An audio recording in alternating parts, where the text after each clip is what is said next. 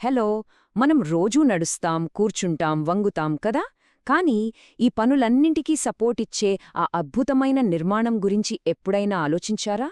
ఈరోజు మనం మన శరీరానికి మూలస్తంభం లాంటి వెన్నెముక గురించిన కొన్ని ఇంట్రెస్టింగ్ విషయాలు తెలుసుకుందాం.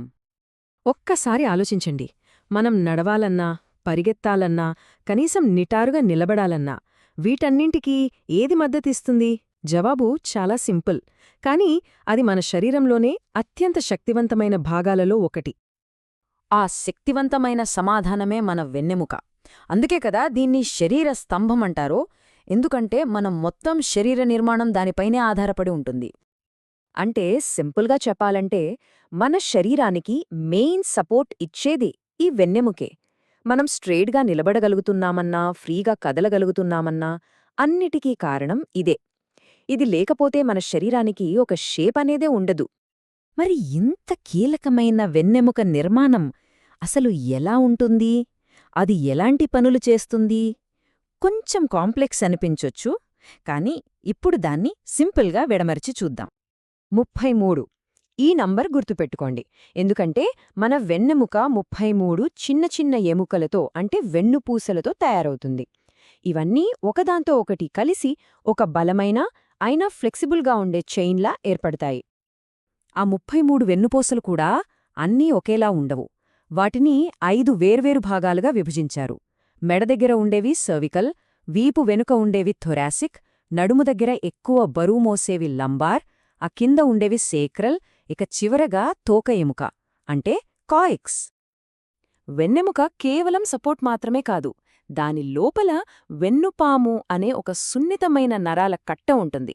ఇది మన మెదడుకి, శరీరంలోని మిగతా భాగాలకి మధ్య మెసేజ్లను పంపే ఒక ఇన్ఫర్మేషన్ సూపర్ హైవే లాంటిదన్నమాట.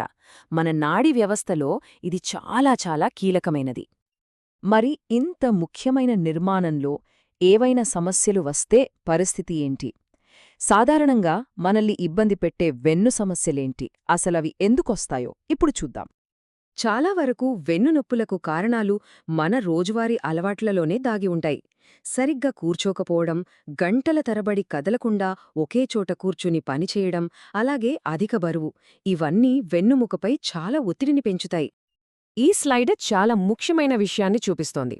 చూడండి, బరువులెత్తడానికి సరైన పద్ధతి ఏంటి, తప్పుడు పద్ధతి ఏంటి అనేది. చాలామంది తెలియక నడుమును వంచి బరువులెత్తేస్తారు.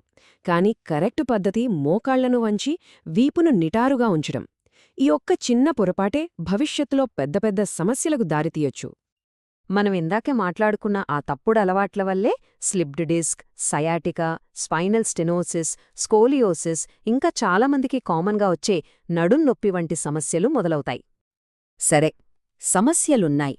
మరి పరిష్కారాలు? మన వెన్నెముకను ఆరోగ్యంగా ఉంచుకోవడానికి ఏం చెయ్యాలో, అందుబాటులో ఉన్న మార్గాలేంటో ఈ సెక్షన్లో చర్చిద్దాం. మన వెన్నెముక ఆరోగ్యాన్ని కాపాడటానికి 4 మూలస్తంభాలున్నాయి. 1 రోజూ వ్యాయామం చేయడం.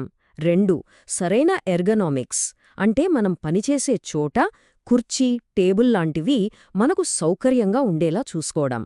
3 ఆరోగ్యకరమైన బరువులు మెయింటైన్ చేయడం. 4 సరైన శరీర భంగిమ పాటించడం. రోజో కొన్ని నిమిషాలపాటు స్ట్రెచింగ్ చేయడం లేదా యోగా లాంటివి చేయడం వల్ల వెన్నెముక దృఢంగా, ఫ్లెక్సిబుల్గా ఉంటుంది. ఇవి మన డైలీ లైఫ్లో చాలా ఈజీగా చేర్చుకోగల అలవాట్లు. అయితే ఒకవేళ వెన్నునొప్పి మరీ ఎక్కువగా ఉంటే మాత్రం అస్సలు నిర్లక్ష్యం చేయకూడదు. వెంటనే డాక్టర్ను కలవడం చాలా ముఖ్యం. ఫిజికల్ థెరపీ లాంటి ట్రీట్మెంట్లు చాలా వరకు హెల్ప్ చేస్తాయి. ఇప్పటిదాకా మనం చాలా విషయాలు తెలుసుకున్నాం కదా.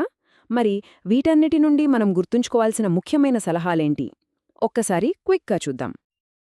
అన్నిటికంటే ముఖ్యమైన విషయం ఒక్కటే: బరువైన పనులు చేసేటప్పుడు శరీర భంగిమపై చాలా జాగ్రత్తగా ఉండండి. ఈ ఒక్క అలవాటు భవిష్యత్తులో రాబోయే ఎన్నో సమస్యలను రాకుండా ఆపగలదు. సో ఫైనల్గా వెన్నెముక ఆరోగ్యం కోసం ఈ 3 సూత్రాల చెక్లిస్ట్ను గుర్తుంచుకోండి. రెగ్యులర్ ఎక్సర్సైజ్, హెల్దీ వెయిట్, ఇంకా ఎప్పుడూ సరి అయిన పోస్చర్.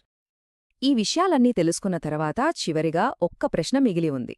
మన వెన్నెముక ఆరోగ్యం కోసం ఈ రోజునుంచే ఎలాంటి చిన్న మార్పును మొదలుపెట్టవచ్చు? ఆలోచించాల్సిన విషయం. ఎందుకంటే మన ఆరోగ్యం మన చేతుల్లోనే ఉంటుంది.